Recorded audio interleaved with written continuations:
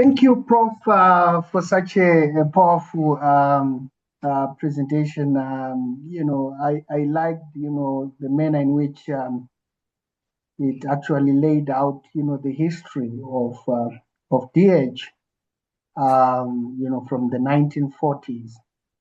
I'm particularly, intrigued, by the participation of the various um, stakeholders and entities within its development. I'm particularly intrigued by the participation of the scholars of English, especially the English departments in various universities in the development of DH. And the even the participation of libraries, Yeah. of various universities as well. I read a paper which talks about why is DH in English departments. It's a journal article, Yeah. and another one which was also making reference to why DH is found in libraries of universities. Um, so I have a question that what's your take on these two entities, the English department's contribution to the development of DH, and also the same thing with the libraries as well.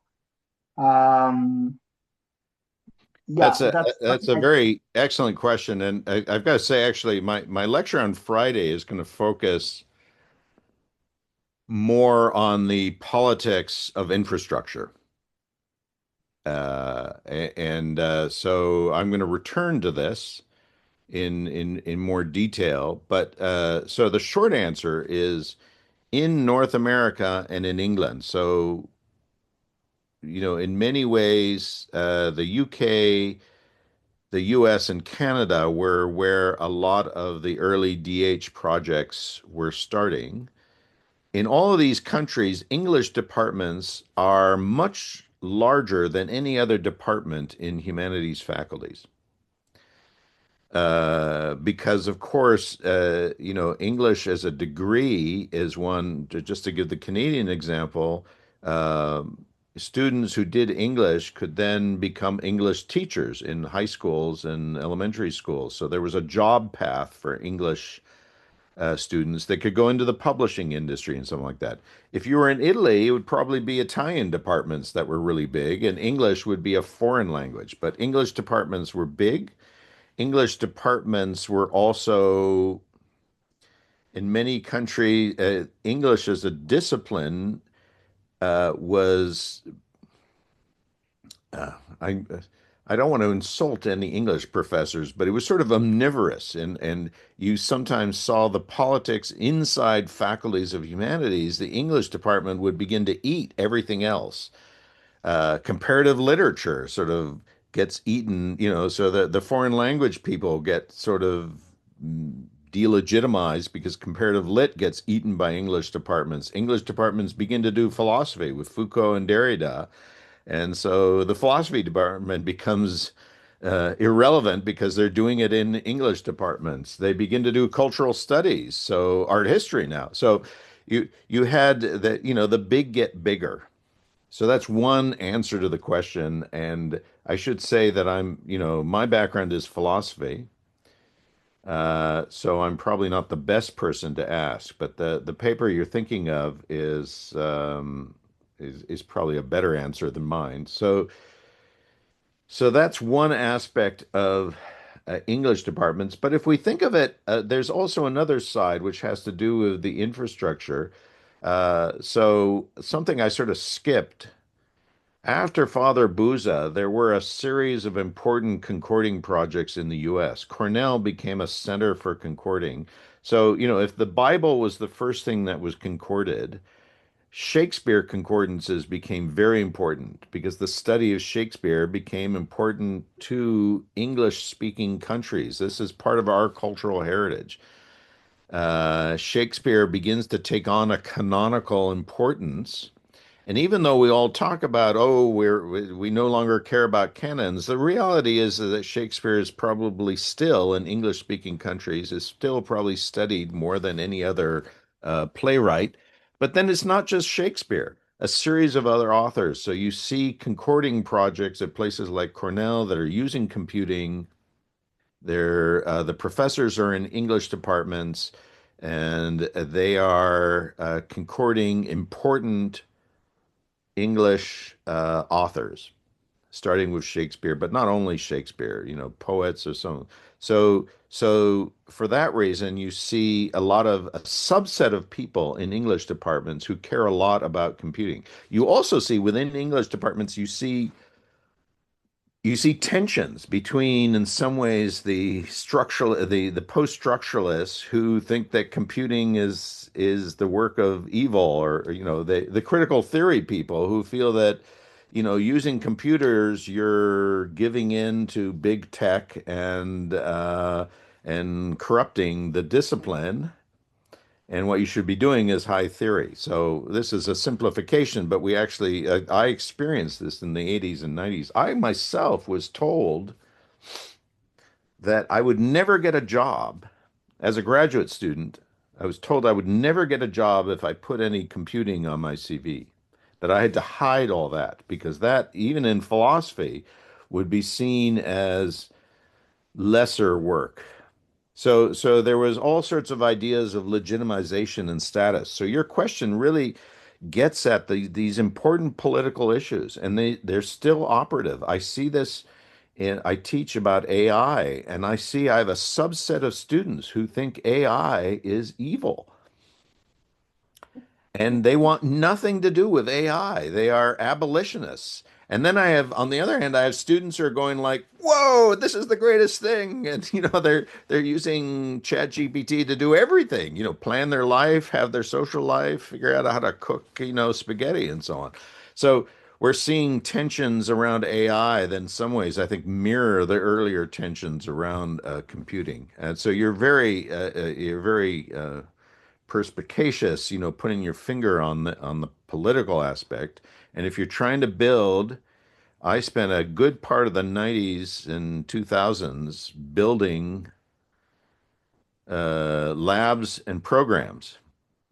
And it's a political act within the university. And there's people who support you and people who worry that if you get money and if you get attention, it'll take attention away from them.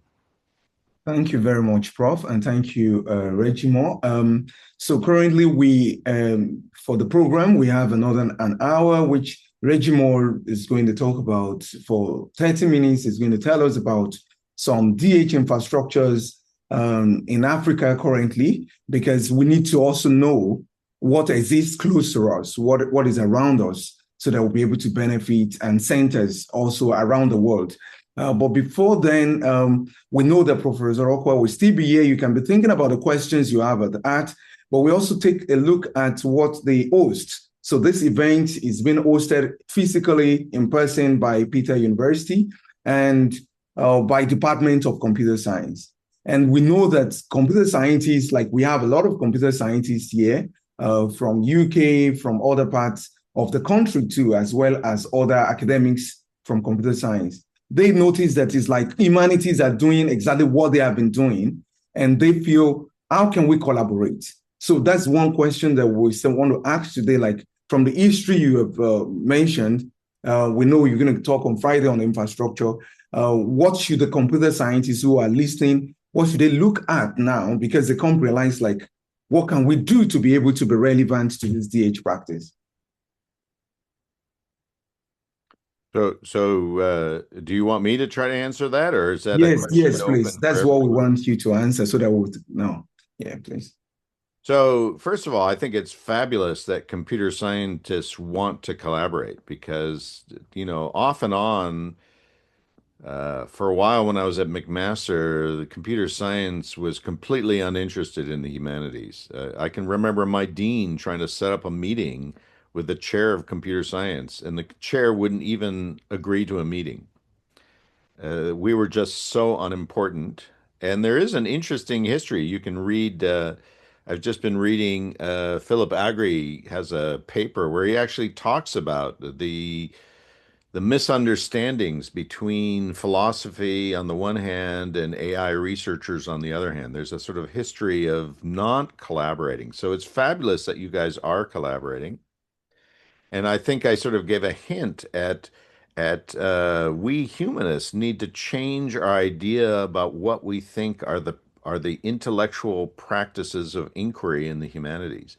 We are haunted, I believe, by a Cartesian vision. And if you remember in Descartes' Meditations, which is a foundational text for the Enlightenment and for Western thought, and hopefully has not influenced you all in Africa the way it's influenced European and North American thought. But if you remember, Descartes says, you know, the biggest problem is error. And the way to avoid error is to ignore everything else that's been said before. And he locks himself into a room. The only technology he has is a ball of wax, which he's fiddling with, I guess. And he goes back to the cogito. I think, therefore I am. And he tries to rebuild the intellectual foundation without any error, without any collaboration. Well, this is what Stefan and I were reacting against. We're saying this is not really a viable practice of inquiry, and it's not even true to what we do. Regimore was asking about libraries, which I didn't really talk about, but in fact, humanists depend on all sorts of infrastructure. But we ignore it. We pretend that we are the sole authors of these brilliant ideas. We write books and our name is on it and nobody else's name. Maybe in the acknowledgments, we sort of, you know, thank our graduate students and the librarians who helped us or something like that. But there's this idea that we're almost sort of inventing the world every time over and over again from nothing. So I'm exaggerating a little bit because there are, of course, disciplines in the humanities. I think of drama and archaeology that are very collaborative. And so this is learning to collaborate. So now the key question is, how do you actually make collaborations work? It's one thing to sort of say, "Oh yeah, we want to collaborate," but to actually make them work takes you have to learn the language of the other, and they have to learn your language. The collaborations don't work the first day. You have to learn to communicate. You have to learn to develop an agenda that benefits both. My computer science friends, when we're working, they often complain, you know, you just want me to program some doodad for you, and I'm not going to get any research myself out of it. We have to find research questions which are interesting to both sides, or at least run in parallel. That what we're building is useful to both sides, has interesting research aspects to both sides, and that takes a lot of work. I do think right now there is real opportunity in the area of artificial intelligence for collaboration because on the one hand, I'm seeing in my colleagues in computer science are recognizing the importance of ethics and social impact, which is what humanists and social scientists study. And in turn, my colleagues in the humanities are recognizing that their students are already changing their writing practices. Even, you know, it doesn't matter if you tell them they can't use ChatGPT, they use it anyway. And so we have to be collaborating, and we have an opportunity with this sort of explosive interest in artificial intelligence. And I'll stop there. I go on too long. Any other question? I think Professor Ignatius Eziani from UK has a question. Please go ahead, Prof. All right. Yeah. Can you hear me? Yes, we can. Yeah. Thanks, Geoffrey. This is a fantastic session. I'm supposed to also be part of this, but I was dipping in and out, sorry, but I got the main gist of your talk today. And it's really, really important that you took some of us that ventured into digital humanities more or less by accident. So our background is computer science, like Augustine mentioned. And so somehow at some point we began to feel the gap closing somehow. though inadvertently. So it's not like planned or structured. So we feel the awkwardness that happens when we eventually meet ourselves in session. Um, so I was at the DH conference last year in Portugal, and I'm going to be doing a keynote speech at the Digital Humanities, well, not digital, Special Humanities conference this year, again in Portugal. The question I want to ask is, I think you did touch on that when you mentioned the issue of ethics. Um, each time we confront or we come in contact with people that are from the core humanities background, the question is, how well do you understand the ethical dimension of the work we are doing? Why do you want to use some sort of technology to conflate everything that's built in this, possibly dehumanizing the content? So I'll give you an example. I work a lot with materials from um, Holocaust survivors' testimonies, for instance. And we want to make sense of what's happening at scale because VHA, for instance, has about 50,000 testimonies. And most of the places I go to, people pick one or two and try to do a lot with that. It doesn't, in my view, generalize properly. So you want to understand what actually happens across a large pool of testimonies. So obviously you have to bring in technology.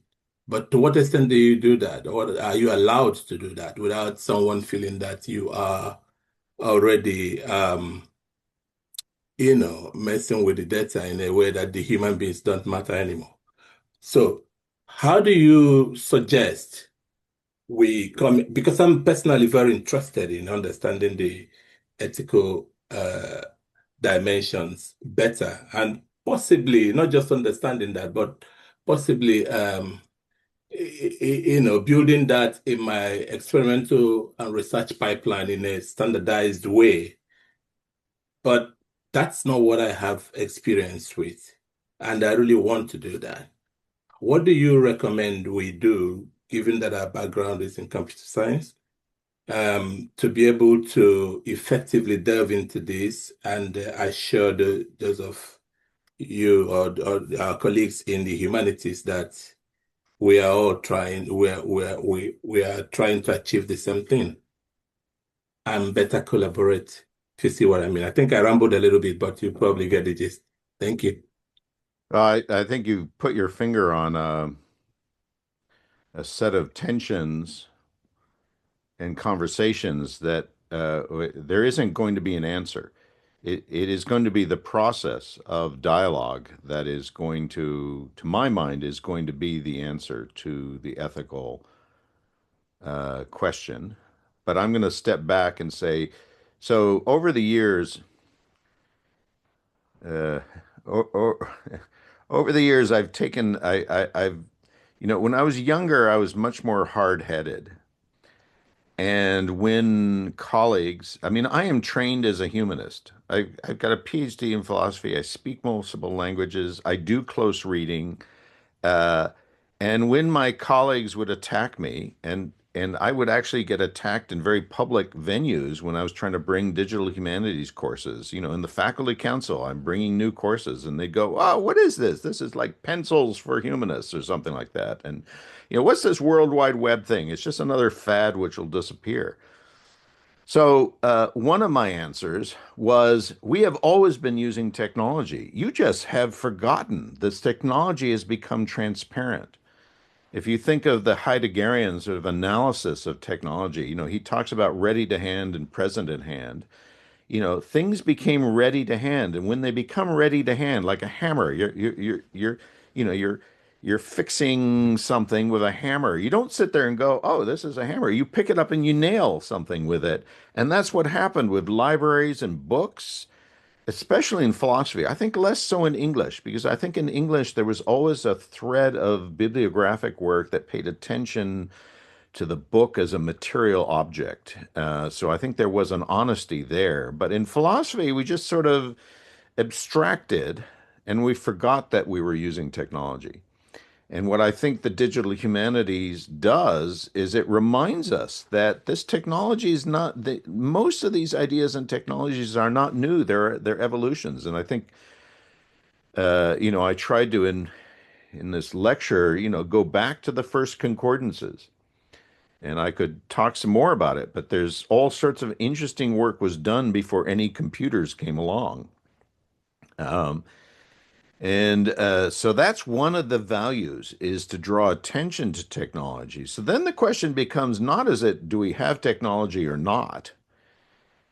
Because some of my colleagues, took this sort of purist view of the, there was no technology, and then sort of like Adam and Eve, we were kicked out of Eden, and boom, all of a sudden we had, we made the mistake of eating from the apple, the tree of knowledge, and then boom, we had technology. But in fact, it's a question of what is the appropriate uses of the technologies that are at hand.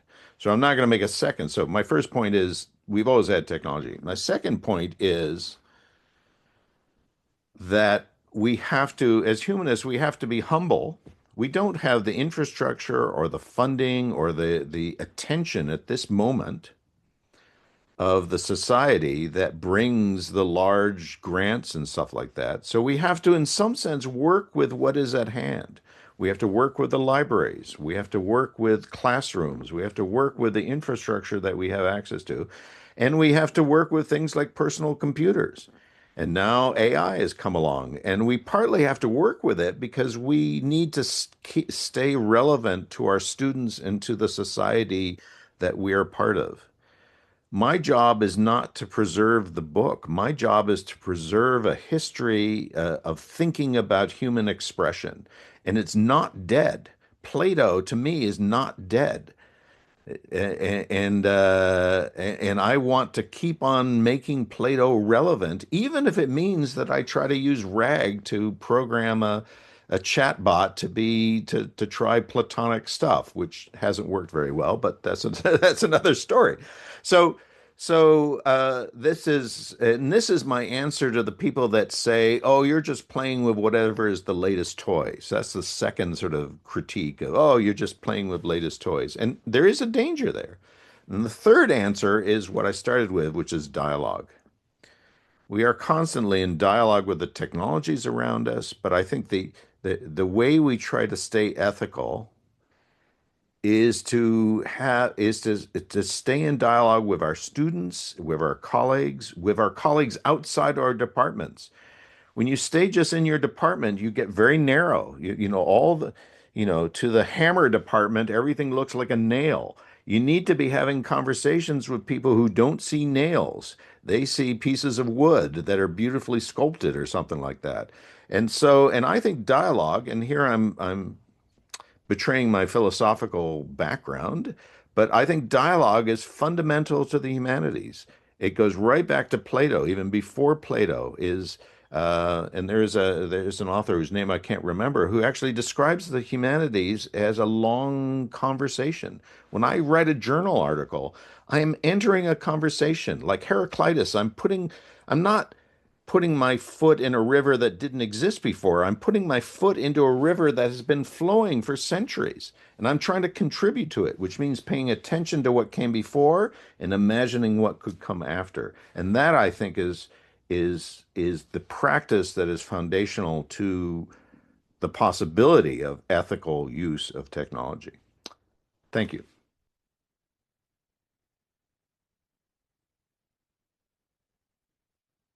Oh, thank you, everyone. Thank you.